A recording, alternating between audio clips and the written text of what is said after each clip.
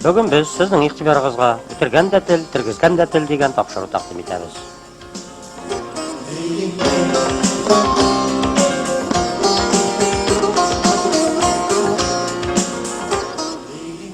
Яшәгәннәр ди бер ир белән хатын. Аларның гаиләсендә гел генә гауга куба, тавыш чыга торган булган ди. Бер ничек тә тату тора алмаганнар ди. Шулай аптырагач йөдәгәч, хатын киңәш сорап, урман буендагы ялгыз йортта яшәгән аксакал янына килгән. Эшнең нидә икәнен аңлаган карт яшь бишәгә тылсымлы су биргән. Тавыш чыга башласа, тиз генә шушы суны авызыңа кап. Тик кара аны, гауга биткәнче авызыңдагы суны йотма. Югыйсә аның сихри көче шунда ук бетә дип кисәткән. Хатын сөенеп, картка рәхмәт укый-укый өенә кайтып киткән. Шул көннән башлап ир белән хатын бик тату яшәп киткәннәр ди. Әле дә яшиләр ди.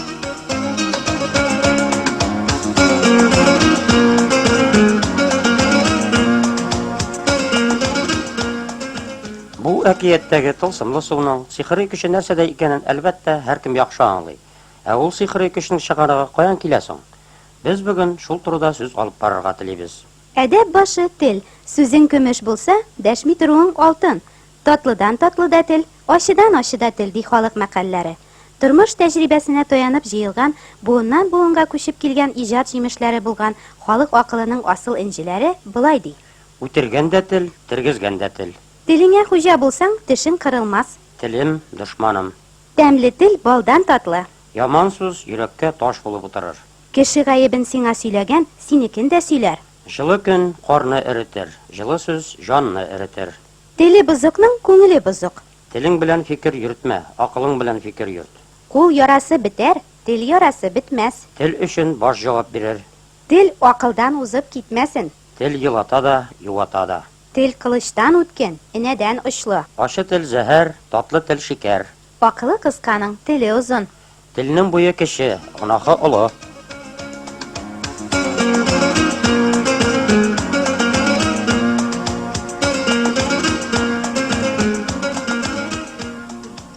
XIX гасырда яшәгән күренекле татар мәгърифәтчесе, укытучы, галим Каюм Насрый үзенең китап әт-тәрбия дигән хезмәтендә яшь буынга акыл биреп өйрәткән.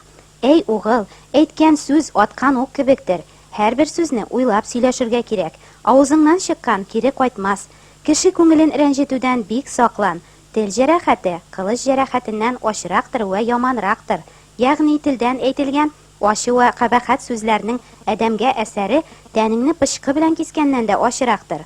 Әй угыл, һичбер кешегә телең белән җәрәхәт салма, ягъни яман сүз әйтмә. Адәмнең җанына тия торган сүз әйтмә. Әмма бер сүзне син кулай хисаплап әйтерсең дә, кешенең күңеленә бик каты тияр. Әй угыл, каты сүзле булма. Изге холык белән вә йомшаклык белән татлы сүзләр сөйләшмәк ризыкның ачкычыдыр димешләр. Яхшы вә йомшак сүзгә адәмнең күңеле эреп китәдер.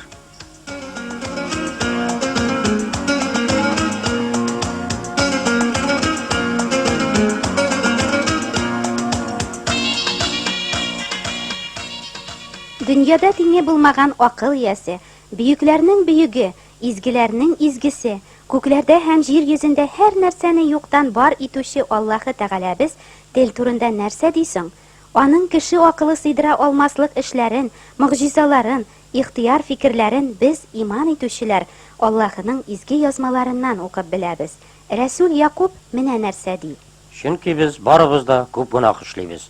Үзенең теле белән гынах эшләмәүче, бөтен тәнен тыеп тора алган камил кеше була. Үзебезгә буйсындыру өчен без атларны авызлыклыйбыз һәм аларның бөтен гәүдәсе белән идара итәбез. Караплар никадәр генә зур булмасын һәм нинди генә көчле җил белән йөртелмәсен, койрык тотучы бик кечкенә руль ярдәмендә аны телесе кайсы тарафка юнәлдерә. Тел дә нәкъ менә шулай. Үзе кечкенә генә агза, ә күпме эшләр башкара. Әнә кара, кечкенә генә ут никадәр күп әйберләрне яндыра. Телдә гаделсезлекне яшерү уты. Тел агзаларыбыз арасында шундый әгъза ки, ул бөтен тәнне нәҗесли һәм җәһәннәмнән ялкын алып, тормыш агымын көйдерә. Чөнки һәр төрле җәнлекләр һәм кошлар, сөйрәлүчеләр һәм диңгез хайваннары кеше тарафыннан буйсындырыла һәм буйсындырылган, әмма бер генә кеше дә телне буйсындыра алмый. Ул тыеп булмаслык явызлык, ул үтергеч агу белән тулы.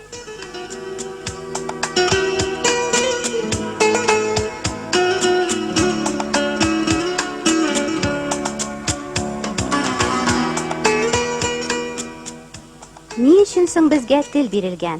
Бер-беребез белән аралашу өчен генәме?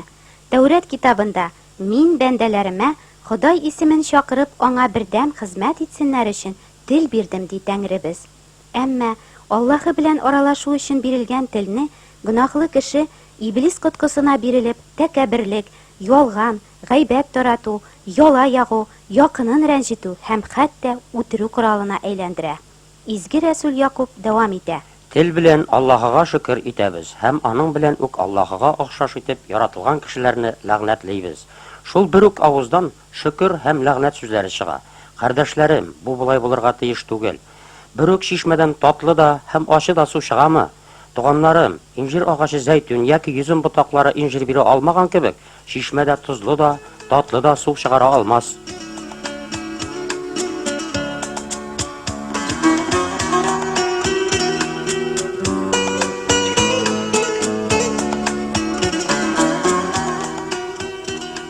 Пәйгамбәр Дауд аша Ходай былай ди: "Адәм уллары, аларның тешләре сөңге белән уктай, алар телләрен кылыч күк үткенләгәннәр, гаепсезгә яшертен атык дип зәһәрле җәяләрен корганнар.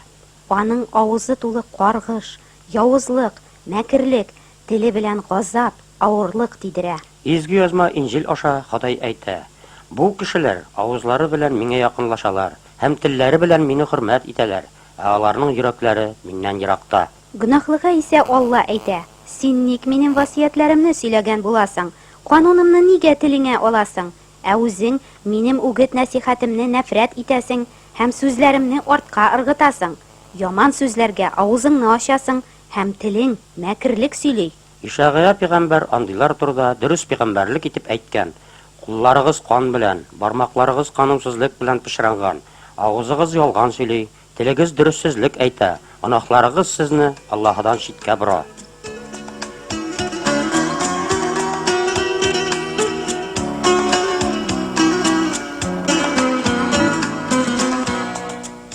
Авыр сүзләр кешенең күңеленә барып кадала.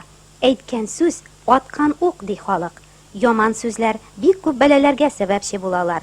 Ызгыш талаш китереп чыгаралар, сөйләүченең үзенә дә эләгә. Телшән теленнән күрер дип халык юкка гына әйтмәгән. Авызың ни сөйләгәнне колагың ишетсен диелә икенче бер әйтемдә. Ягъни сөйләгән сүзләргә һәр чак игътибарлы булырга кирәклеге аңлашыла.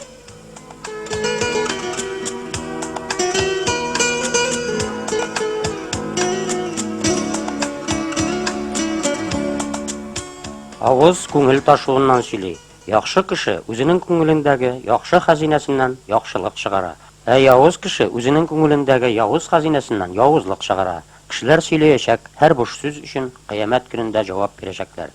Чөнки үзеңнең сүзләреңә карап акланырсың һәм үзеңнең сүзләреңә карап хөкем ителерсең. Кешене авызга кергән пычратмый, бәлки авыздан чыккан пычрата. Авыздан чыккан йөрәктән чыга. Чөнки явыз уйлар үтерү, зиначылык, фәхиш, урлау, ялган шаһитлек итү, көфрлек йөрәктән чыга. Булар кешене пычраталар дип укыйбыз Инҗилдә.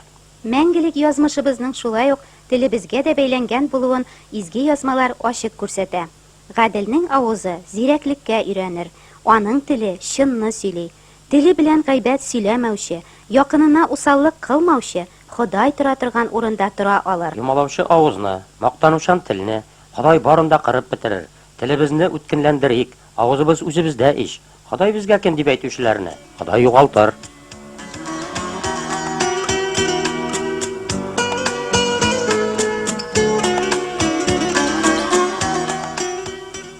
Телеңне яман, авызыңны мәкерле сүзләрдән тый. Акылсыз ат күк, ишәк күк булмагыз. Аларны үзең дигәнчә йөртим дисәң, йөгән киертеп, авызлыклыйсың. Телең белән такылдарга ашыкма һәм Аллаһы каршында сүз сөйләргә йөрәгеңне җилкендермә. Чөнки Аллаһы күктә, ә син җирдә. Шуңа күрә синең сүзләрең аз булсын. Тел сөяксез, ул ни сөйләмәс, ди халык. Күп чакта кешеләр арттырып та, ялагайланып та сөйлиләр. Шуңа күрә һәр әйтелгән сүзгә ышанырга ярамый. Аларның авызында чынлык юк шул. Күңелләре буш уйлы, тамаклары ачкан кабер шикелле. Телләре белән юмалыйлар шул. Телең дөрессезлек әйтәсе итте. Үткен пәке белән кискән күк, мәкер белән кисәсең. Син яхшылыкка караганда ялганны күбрәк яратасың. Син мәкерле тел, харап итә торган юк-бар сүзләрне сөясең. Телләрен елан теле шикелле үткенлиләр. Тел осларында еланныкыдай зәһәр тора диелә Давытның мәдхияләрендә.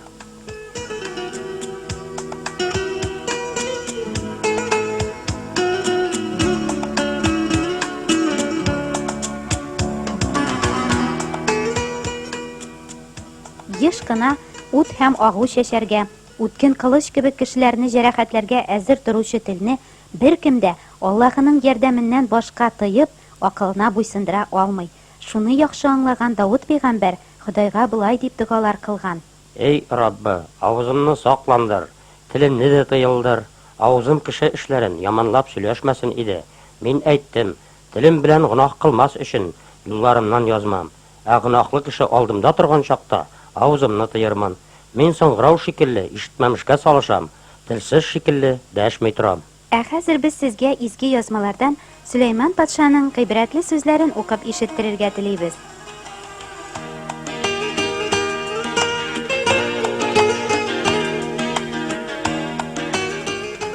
Ахмакның теле үзе өчен халакәт, жаны өчен тозак. Тақва кешенең теле тормыш чишмәсе, ә яманның теле зулым белән туеныр. Акыллы сай кеше үзенең якынын хурлап тәм табар. Акыллы кеше исә дәшми калыр. Һәр хезмәтнең табышы була, ә сафсатадан зыян гына килә. Авызын йомып, эндәшмичә утырса, ахмак та акыллы булып күренергә мөмкин. Кеше сүзен тыңлап бетермичә җавап әйткән ахмак һәм хурлыгы да аның үзенә булыр. Күп сөйләү гынахка китерер, ә телен тыйган акыллы булыр. Зирәк акыллының теле дә зирәк булыр һәм аның белемен арттыруга хезмәт итәр. Яхшы сүз кәрәзле бал кебек, жан өчен татлы һәм сөякләр өчен шифалы. Авызын һәм телен тыйган үзенең җанын бәләдән саклар.